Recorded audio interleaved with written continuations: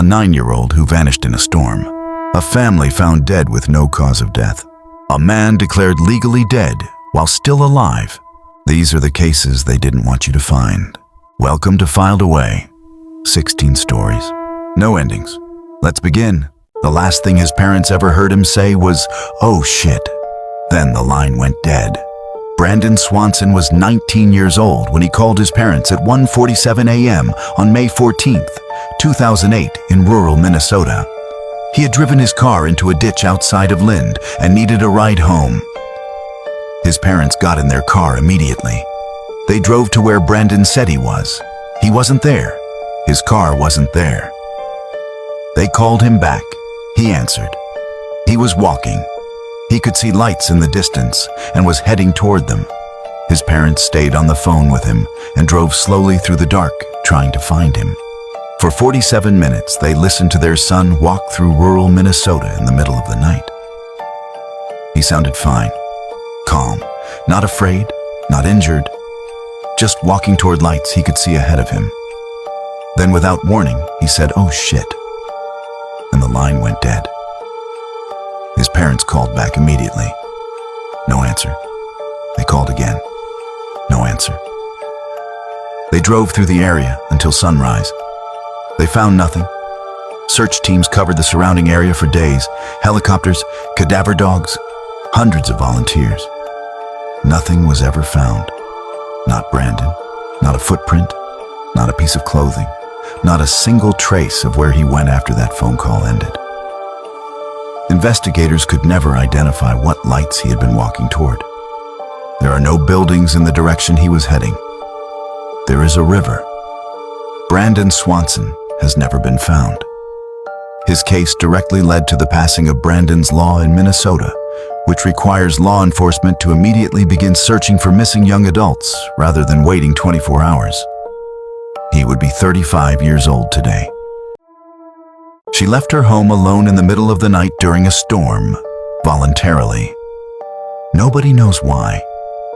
Asha Degree was 8 years old when she went to bed on the night of February 13th, 2000 in Shelby, North Carolina. Her parents checked on her before they went to sleep. She was there. When they woke up on Valentine's Day morning, she was gone. Her bedroom window was open. Her belongings were undisturbed. There was no sign of distress, no sign of a struggle, no indication that anything had been wrong the night before. Asha had simply gotten up in the middle of the night during a violent storm and walked out of her house alone. At 4 a.m., multiple motorists reported seeing a young girl walking alone on Highway 18 in the pouring rain. One driver was so concerned he turned his car around to check on her. When he turned back, Asha saw the headlights approaching and ran into the woods. Into the dark. Into the storm. Alone. Investigators searched the woods immediately.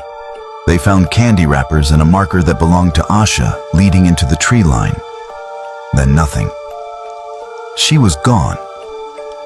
A year later, construction workers discovered a trash bag buried off a highway in Shelby. Inside the trash bag was a backpack. Inside the backpack were Asha's belongings. And something else. A book that had never belonged to her. That nobody in her family recognized. That nobody who knew her could explain. Someone had buried that backpack. Someone had put that book inside it. Investigators have never been able to explain why Asha left that night. They have never been able to explain where she was going. They have never been able to explain the book. They have never identified a suspect. In 2019, the FBI reclassified the case as a suspected abduction. But the question that has haunted investigators for over 2 decades remains unanswered. Why did a 9-year-old girl leave her home voluntarily in the middle of the night during a storm and run away from the one person who tried to help her? Asha Degree would be 32 years old today. She has never been found. He took out a $250,000 life insurance policy on his pregnant wife weeks before she disappeared. On Christmas Eve, 2002, Scott Peterson told investigators he had left his 27-year-old wife Laci at home and driven alone to Berkeley Marina to go fishing. It was Christmas Eve. He went fishing alone. When he returned, she was gone. He called her mother first, then police. Investigators noticed immediately that something was wrong with Scott Peterson. Not his story, him. He was calm in a way that didn't fit, measured, controlled. Within days it emerged he had been having an affair with a woman named Amber Frey. He had told Amber he was a widower. Laci was alive when he said that. As the search for Laci consumed national media, Scott gave interviews, cried on camera, pleaded for her return. In April 2003, the body of a full-term male infant washed ashore near Berkeley Marina. The following day, Laci's body washed ashore less than a mile away. In the exact location Scott said he had been fishing on Christmas Eve. He was arrested 2 days later. His hair was bleached. He had $15,000 cash. He had his brother's ID. He was 4 miles from the Mexican border. In 2004, Scott Peterson was convicted of first-degree murder, sentenced to death. In 2021, his death sentence was overturned on a technicality. He remains in prison today. He has never confessed. Laci Peterson was 8 months pregnant when she disappeared. She would have been 49 years old today. He drove home alone in her van and said nothing for days. On the 11th of September 2021, Gabby Petito's family reported her missing. Her fiancé, Brian Laundrie, had returned to his parents' home in Northport, Florida 10 days earlier, alone in her van, with her belongings. He said nothing publicly. His parents said nothing. They hired a lawyer. Gabby Petito was 22 years old. She and Brian had been documenting a cross-country van life trip on social media throughout the summer of 2021. The photos showed a young couple living their dream, hiking, camping, smiling. What the photos didn't show was a police stop in Moab, Utah in August, where officers responded to a domestic disturbance call. Body cam footage from that stop showed Gabby visibly distressed and emotional. Brian was calm. Officers separated them for the night and sent them on their way. No charges were filed. 3 weeks later, Brian was home. Gabby wasn't. The case exploded on social media in a way no missing persons case ever had before. Millions of people followed every development in real time. Tips flooded in from across the country. The FBI got involved within days. On the 19th of September 2021, human remains were found in Bridger Teton National Forest in Wyoming. They were confirmed to be Gabby Petito. The manner of death was homicide by strangulation. Brian Laundrie said nothing. 4 days after Gabby's remains were identified, Brian Laundrie disappeared. His parents told investigators he had gone hiking in the Carlton Reserve in Florida. A massive manhunt followed. Weeks passed. Then on the 20th of October 2021, skeletal remains were found in the Carlton Reserve. DNA confirmed it was Brian Laundrie. Beside the remains was a backpack. Inside the backpack was a notebook. Inside the notebook was a confession. Brian Laundrie admitted to killing Gabby Petito. He claimed it was an act of mercy because she was suffering. Investigators did not believe that was the full story. He took whatever the full story was with him. Gabby Petito was buried in her home state of New York. She was 22 years old. Brian Laundrie was never charged, never stood trial, never faced her family in a courtroom. He knew exactly where her body was for 25 years. He watched her family grieve on national television and never said a word. Kristin Smart was 19 years old when she attended a party at Cal Poly San Luis Obispo in May 1996. She was a freshman. It was a Saturday night. She never made it back to her dorm. Paul Flores was the last person seen walking with her. He told investigators he walked her partway home. She seemed fine, and he left. That was his story. He stuck to it for 25 years. While he was giving that story, Kristin's father, Stan, was driving to San Luis Obispo on his own time, searching areas investigators had already cleared. Her mother, Denise, was appearing on every news program that would have her. Her family held a press conference every single year for 25 consecutive years. Paul Flores watched all of it and said nothing. In 2020, investigators got a warrant to search the property of Paul's father, Ruben. Cadaver dogs hit on the backyard immediately. Ground-penetrating radar detected soil disturbance consistent with a body having been buried and removed. Something had been there. It wasn't anymore. In 2021, Paul Flores was arrested for Kristin's murder. His father, Ruben, was arrested as an accessory. Prosecutors argued Paul had sexually assaulted and killed Kristin the night of the party, and that his father had helped conceal her body for decades. In October 2022, Paul Flores was convicted of first-degree murder and sentenced to life without parole. He has never said where she is. Kristin's family won the case they fought for 25 years and still cannot bury their daughter. She told a witness she'd already called for help. She hadn't. 8 minutes later, she was gone. In February 2004, 21-year-old Maura Murray was a nursing student at the University of Massachusetts. She was excelling academically, engaged to her boyfriend. By every account, her life was on track. That evening, she left campus abruptly, told her professors she had a family emergency. There was no family emergency. Nobody in her family had been contacted. She emailed her professors asking for an extension on exams she had no reason to miss. She packed bags, withdrew a large amount of cash, got in her car and drove 3 hours north into rural New Hampshire. Alone, at night, in winter. Just before 7:30 p.m., her car spun out and crashed into a snowbank on Route 112. A resident living nearby heard the crash and came outside. He offered to call for help. Maura told him she already had it taken care of. She seemed calm, not injured, not panicked. He went back inside to call anyway. A police officer arrived 8 minutes later. Maura Murray was gone. Her car was still there, locked, with her wallet, phone, and cash inside. There were no footprints leading away through the snow. No blood. No signs that anyone had forced her from the vehicle. A search dog later picked up her scent leading toward the road. Then it simply stopped. As though she had gotten into a vehicle and left. Investigators searched for months. Helicopters, cadaver dogs, hundreds of volunteers covering miles of wilderness. Nothing was ever found. In the years since, new details have surfaced that only deepen the mystery.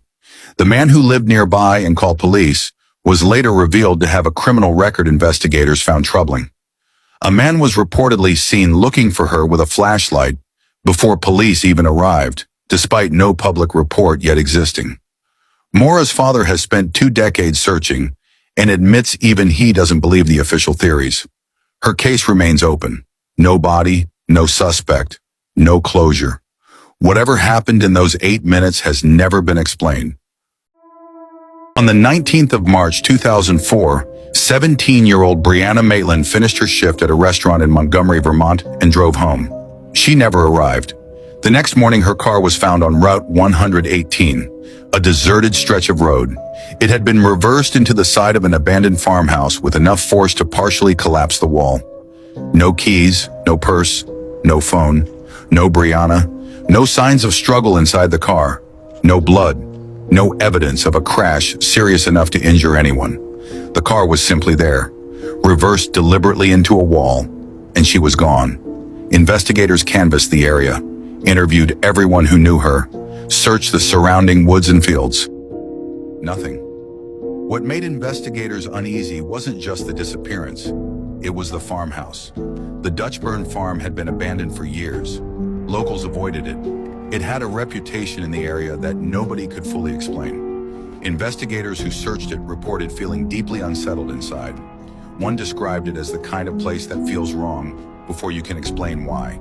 Inside, they found evidence that people had been using the property regularly. Recent activity, fires, personal items. signs that the farmhouse was being used for something that nobody wanted found. None of it was ever formally connected to Brianna's disappearance. Investigators developed suspects over the years. People with histories of violence. People connected to drug activity in the area. Multiple persons of interest were identified and quietly dropped.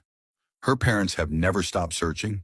Her father has spent 20 years driving Route 118 looking for anything investigators missed. Brianna Maitland would be 37 years old today. Her case is officially open. Her car still sits reversed into that farmhouse wall in every photograph taken that morning. Nobody has ever explained why. In October 2009, Bobby and Sherilyn Jamison loaded their 6-year-old daughter Madison into their truck and drove into the remote hills of rural Oklahoma. Nobody knows why. Their truck was found abandoned several days later on a dirt road outside of Eufaula, Oklahoma. The doors were unlocked. The engine was off. Their 3 cell phones were inside. Their GPS was inside. Sherilyn's purse was inside with her ID and credit cards untouched. There was also $32,000 in cash sitting on the seat. Their dog was still in the truck, starving, barely alive. There was no sign of where they had gone. No footprints leading away from the vehicle. No evidence of a struggle. No indication of why a family would abandon everything, including their dog and $32,000 in cash, and walk into the wilderness. Investigators reviewed security footage from the family's property, taken in the days before they disappeared. What they saw raised more questions than answers. Bobby and Sherilyn could be seen moving boxes from their house to the truck in complete silence. Mechanical, expressionless. Moving slowly and deliberately, as if in a trance. Investigators who reviewed the footage described their behavior as deeply abnormal. Not distressed, not afraid, just absent, like something had already taken them before they left. Investigators discovered the family had been experiencing significant turmoil in the weeks before they vanished. There were allegations of drug activity in the area. Bobby had reported feeling threatened. Sherilyn had been in contact with a pastor about what she described as spiritual warfare occurring in their home. A note was found that some investigators interpreted as a suicide pact. Others disagreed entirely. 4 years passed with no answers. In 2013, hunters found human remains in the same remote area where the truck had been discovered. DNA confirmed it was Bobby, Sherilyn, and 6-year-old Madison. The cause of death for all 3 was listed as undetermined. No signs of trauma, no evidence of foul play, no explanation for the $32,000, no explanation for the footage, no explanation for why a family of 3 walked into those hills and never walked out. The case is officially open. Nobody has ever been charged. Nobody has ever explained what happened to the Jamison family. In January 1959, 9 experienced Soviet hikers set out into the Ural Mountains. They were skilled. They were prepared. They had done this before. None of them made it out. When search parties found their camp weeks later, what they discovered made no sense then. It makes no sense now. The tent had been cut open from the inside, in the middle of the night, in sub-zero temperatures. The hikers had fled into the snow wearing almost nothing. No boots, no coats, no explanation. Their footprints showed they had walked calmly away from the tent. Not running, walking, as if leaving in a hurry wasn't necessary, as if whatever they were walking toward was inevitable. The first bodies were found near a tree line. 2 of them had climbed a cedar tree so high that branches had snapped under their weight. Their hands were torn and bleeding. They had been trying to see something, or get away from something. Here is where the case stops making sense entirely. 3 of the hikers had fatal internal injuries, crushed ribs, a fractured skull, damage consistent with an extreme force impact, but no external wounds, no bruising, no marks on the skin. One of them was missing her tongue and her eyes. Soft tissue, gone.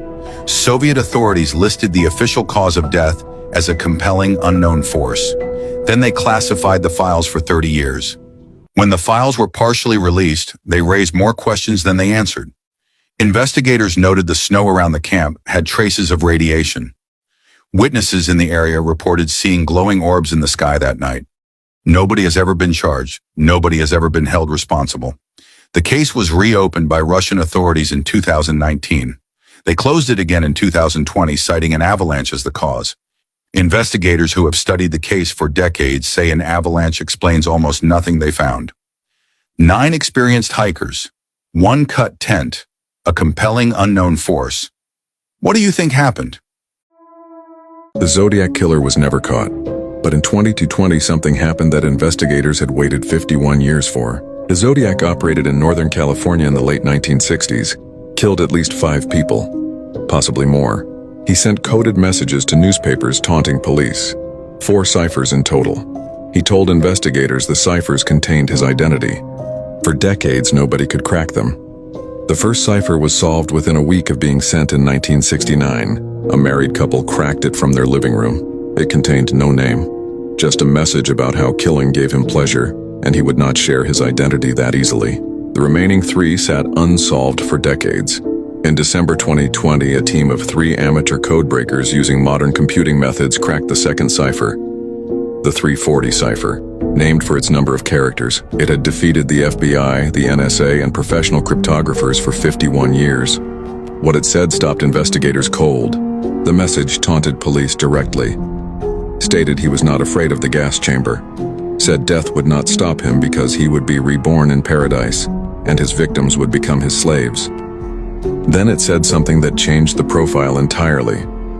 He referred to himself in the third person. Investigators had always assumed the Zodiac had a grandiose self-image. The third-person reference suggested something more clinical, more detached, someone watching himself from the outside. 2 ciphers remain unsolved. The FBI has never officially confirmed what they believe the remaining messages contain. Some cryptographers believe one of them contains a name. It has never been cracked. The Zodiac's last confirmed letter arrived in 1974. He was never identified. The case is officially open. 50 years of silence. 2 messages still locked. On the 5th of May 1993, 3 8-year-old boys went missing in West Memphis, Arkansas. Steve Branch, Michael Moore, Christopher Byers. They were found the next morning in a drainage ditch. The details of what had been done to them were so disturbing that the crime scene photographs were sealed by the court. West Memphis was a small town. The pressure to find someone was immediate. Within weeks, investigators had a suspect. Damian Eccles was 18 years old. He wore black. He listened to heavy metal music. He was interested in Wicca in West Memphis in 1993. That was enough to make him a target. Eccles and 2 of his friends, Jason Baldwin and Jesse Miskelly, were arrested. Miskelly was interrogated for 12 hours. He had an IQ of 72. He was not offered a lawyer. After hours of questioning, he confessed. The confession contained details that didn't match the crime scene. The timeline was wrong. Key facts were incorrect. It didn't matter. All 3 were convicted. Eccles was sentenced to death. Baldwin and Miskelly received life sentences. They became known as the West Memphis 3. For 18 years, supporters argued the case was built on moral panic rather than evidence. Celebrities, filmmakers, legal experts, all pointing at the same thing. There was no physical evidence connecting any of them to the crime. In 2007, DNA testing was conducted on evidence from the scene. The results were unambiguous. None of the DNA matched Eccles, Baldwin, or Miskelly. The DNA matched the stepfather of one of the victims. In 2011, after 18 years in prison, all 3 were released through an Alford plea, a legal mechanism that allowed them to maintain their innocence while acknowledging the state had enough evidence to convict them again. The actual killer has never been charged. 3 children were murdered in 1993. 3 innocent. Teenagers went to prison for it. The man whose DNA was found at the scene was never arrested. On the 1st of December 1948, a well-dressed man was found dead on Somerton Beach in Adelaide, Australia. No identification, no cause of death, no missing persons report matched his description. Nobody came forward to claim him. Investigators assumed they would identify him within days. They never did. His autopsy revealed he was in peak physical condition. No signs of struggle, no obvious cause of death. Toxicology at the time was unable to identify any poison. His last meal had been a pasty eaten several hours before death.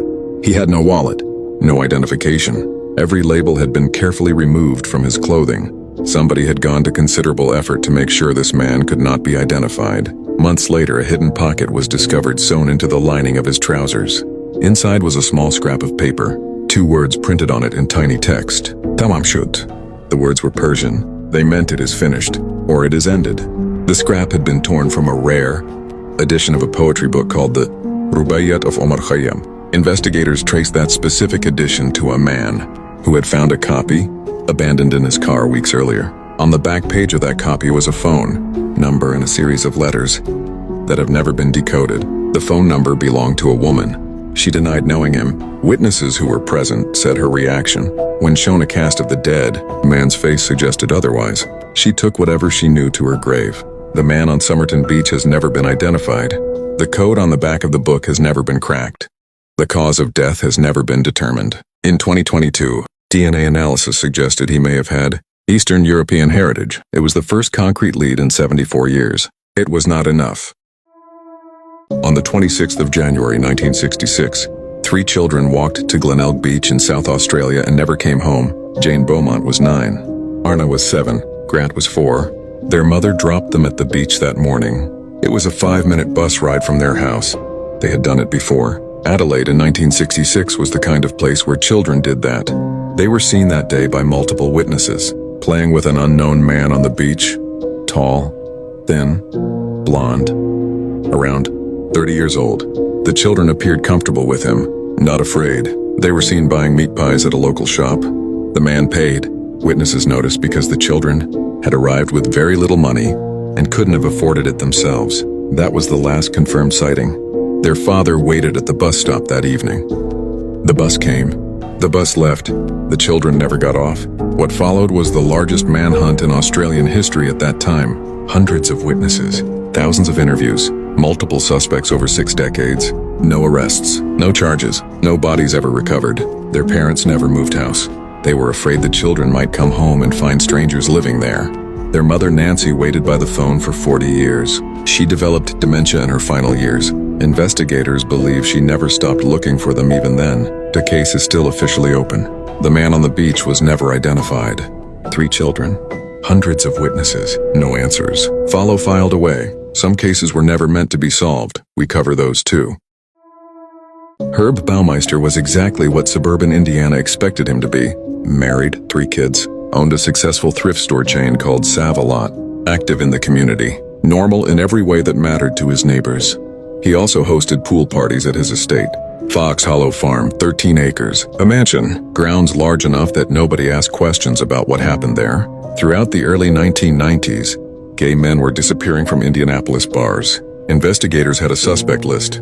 Baumeister's name came up repeatedly through witness accounts. Police requested permission to search Fox Hollow Farm. Baumeister refused. His wife refused on his behalf. Without evidence, investigators couldn't push further. In 1994, his wife finally allowed investigators onto the property. While Baumeister was away on a business trip, they found bones within the first hour. Eventually, the remains of at least 11 men were recovered from the grounds. Some investigators believe the true number is higher. Baumeister had been burning and scattering remains across the property for years. Before he could be arrested, Baumeister fled to Canada. In July 1996, he drove to Pinery Provincial Park in Ontario and shot himself. He left a suicide note. It made no mention of the victims.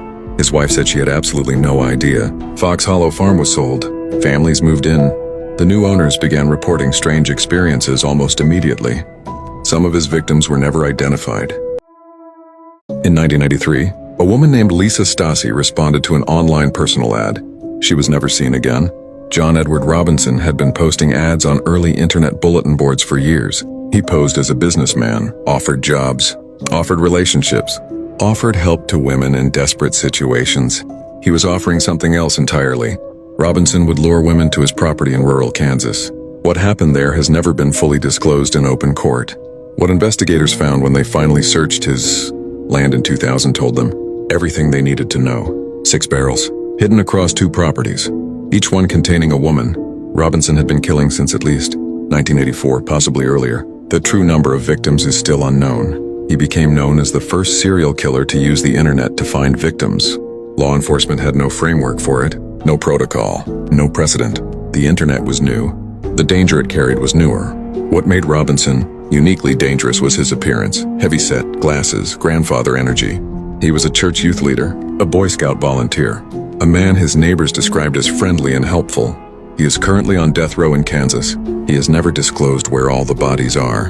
Some of his victims have never been found. Follow filed away. The cases that keep investigators awake at night. We cover all of them. In 1994, a court declared Donald Miller legally dead. In 2013, he walked into that same court alive. The judge told him there was nothing he could do. Donald Miller disappeared from Ohio in the early 1980s, left behind a wife, 2 kids, and no explanation. After years of no contact, his wife had him declared legally dead in 1994. She needed to move on, collect benefits, rebuild her life. The court agreed.